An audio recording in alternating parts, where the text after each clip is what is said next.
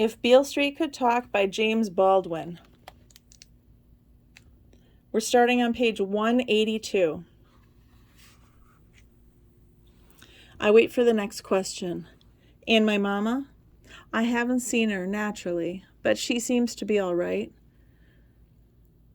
Her weak heart ain't done her in yet, huh? Your mama back from Puerto Rico? Not yet, but we expect her any minute.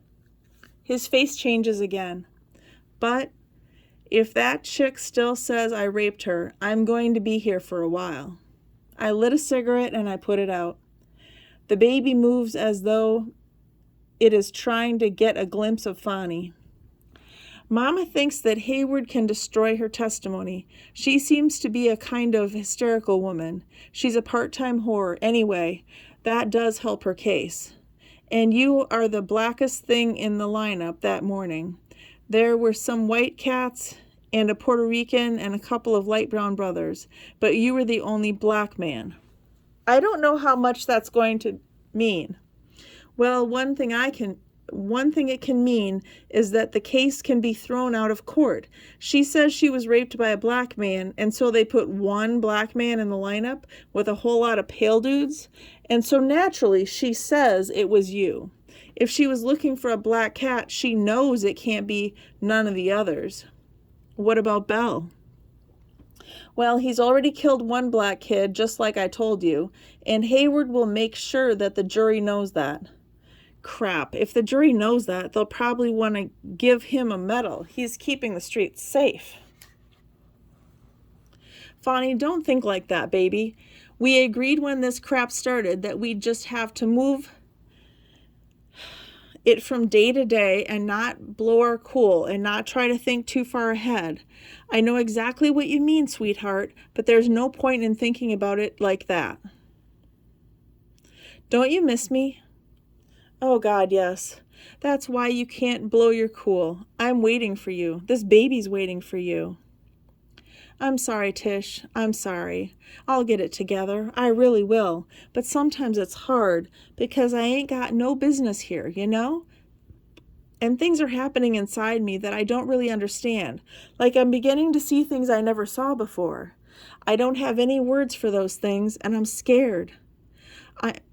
I'm not as tough as I thought I was. I'm younger than I thought I was. But I'll get it together. I promise you. I promise, Tish. I'll be better when I come out than I was when I came in. I promise. I know it, Tish. Maybe there's something I had to see, and I couldn't have seen it without coming in here. Maybe. Maybe that's it. Oh, Tish, do you love me? I love you. I love you. You have to know I love you. Just like you know that nappy hair is growing on your head. Do I look awful? Well, I wish I could get my hands on you, but you're beautiful to me. I wish I could get my hands on you, too. A silence falls, and we look at each other. We are looking at each other when the door opens behind Fonny, and the man appears. This is always the most awful moment, when Fonny has to rise and turn. I have to rise and turn. But Fonny is cool. He stands and raises his fist. He smiles and stands there for a moment, looking me dead in the eye. Something travels from him to me. It is love and courage. Yes, yes, we are going to make it. Somehow, I stand and smile and raise my fist. He turns into the inferno. I walk toward the Sahara. The miscalculations of this world are vast. The DA's office, the prosecution, the state, the people versus Alonzo Hunt has managed to immobilize, isolate, or inundate every witness for Alonzo Hunt. But it has messed itself up, too, as a thinned Sharon informs us on the night that Ernestine borrows the actress's car and chauffeur to bring Mama home from Kennedy Airport. I waited for another 2 days. I thought, it can't go down like that. The deal cannot go down like that. Jamie said that it could. It would go down like that. But this time the story was all over the island. Everybody knew it. Jamie knew more about it than I knew myself. He said that I was being followed everywhere, that we were being followed everywhere. And one night in the taxi, he proved it. I'll tell you about that another day. Mama's face. She too is seeing something she never saw before. I couldn't go around anymore. For the last 2 days, Jamie got to be my spy, really.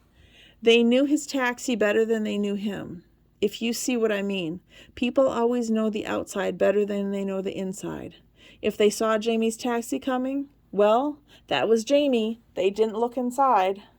Sharon's face and Joseph's face.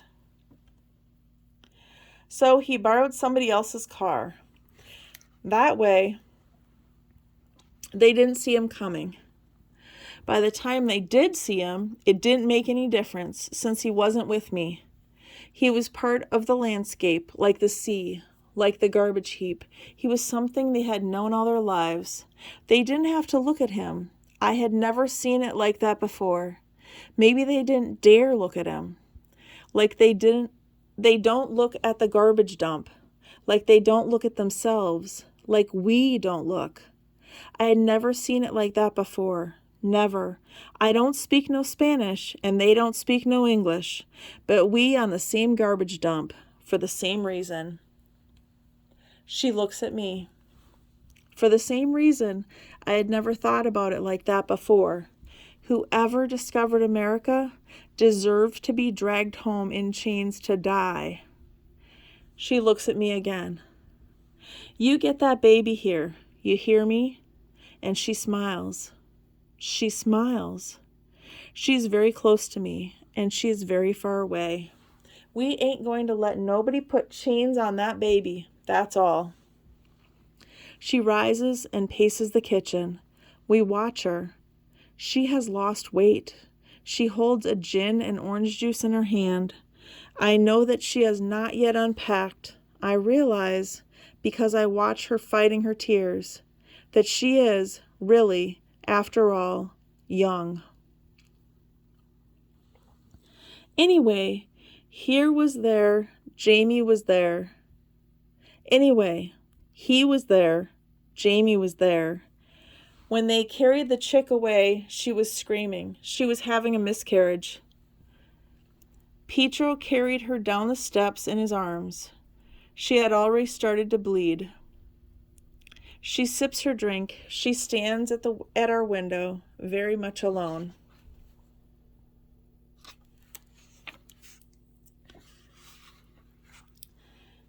She was carried to the mountains, someplace called Barranquitas.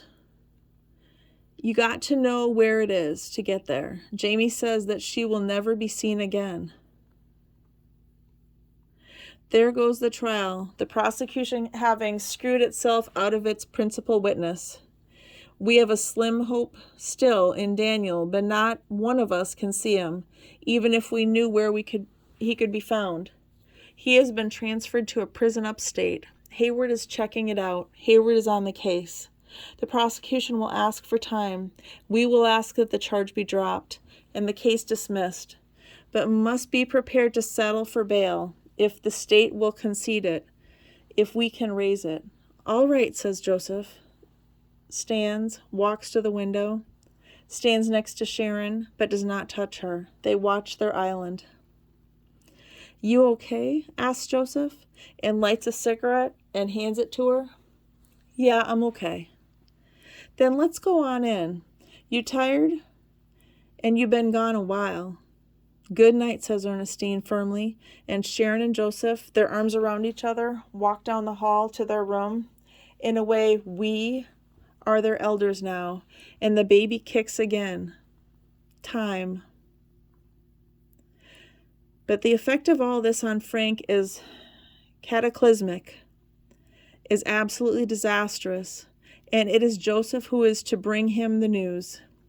Their hours are, furthermore, now so erratic that he has to bring the news to the house.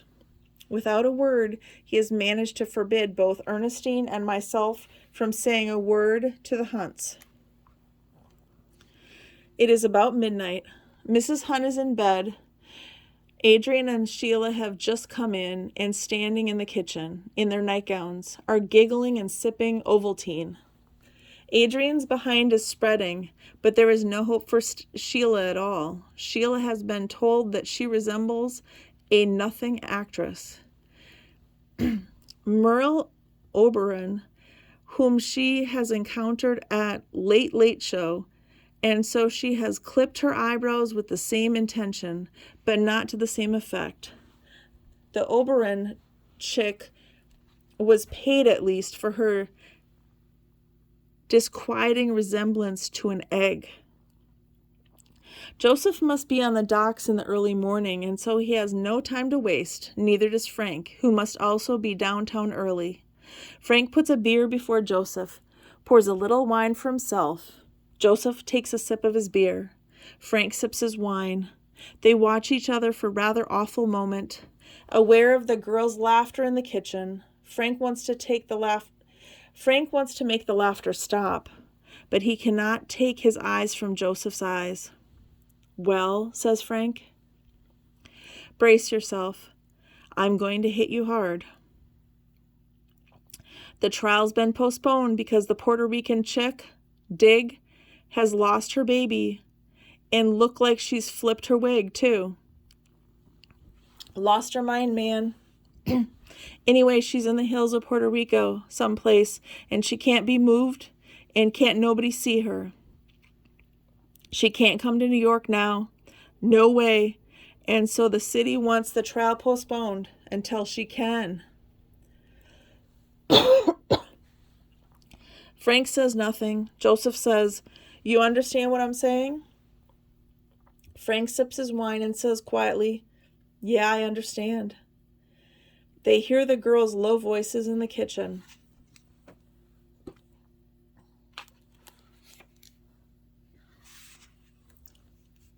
This sound is about to drive both men insane. Frank says, "You telling me that they're going to keep Fonnie in jail until this chick comes to her senses?" He sips his wine again, looks at Joseph. "Is that right?" Something in Frank's aspect is beginning to terrify Joseph, but he does not know what it is. "Well, that's what they want to do, but we might be able to get him out on bail." Frank says nothing. The girls giggle in the kitchen.